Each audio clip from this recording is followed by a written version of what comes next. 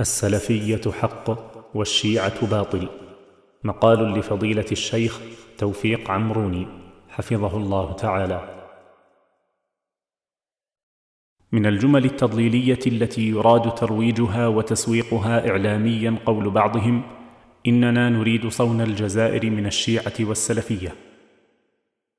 لكن الفطن النبيه لا يروج عليه مثل هذا الخلط والتلبيس، ويدرك تهافت العطف الواقع في العبارة لما فيه من إيهام التسوية بين مختلفين متباينين.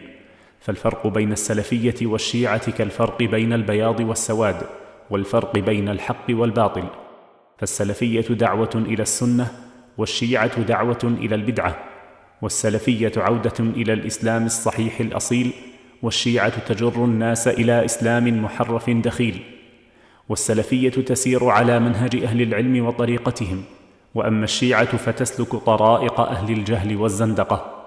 ولهذا يقرر ابن تيمية في منهاج السنة حقيقة مهمة، وهو أنه لم يعلم عن أحد من أتباع الأئمة الأربعة أنه اتهم بالرفض، لبعد الرفض عن طريقة أهل العلم. وذلك كما يقول في موطن آخر: لأن أصل المذهب إنما ابتدعه زنادقة منافقون مرادهم إفساد دين الإسلام. فالشيعة الرافضة خطر حقيقي يهدد كيان أمتنا، على عكس السلفية تماما، فهي ارتباط وثيق بالوحي، وأهلها من ألزم الناس لطريقة أهل العلم، همهم بث العلم ونشر السنة وبسط الهداية في الأمة، لا تهديدا للأمن ولا تشكيكا في مرجعية دينية صحيحة، ولا إثارة لنعرة طائفية خبيثة.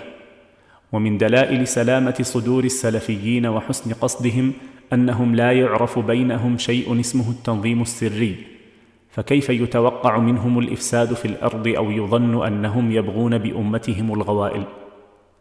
فيقال للمشككين: لم لا تلزمون الأدب الشرعي وتتجادلون مع السلفيين بالحسنى، وتحاكمونهم إلى الكتاب والسنة وهدي سلف الأمة، وتقارعون الحجة بالحجة، وألا تستخفوا بما عندهم من الحق والصواب. ودعوا التلبيس والمغالطة والقول بغير علم.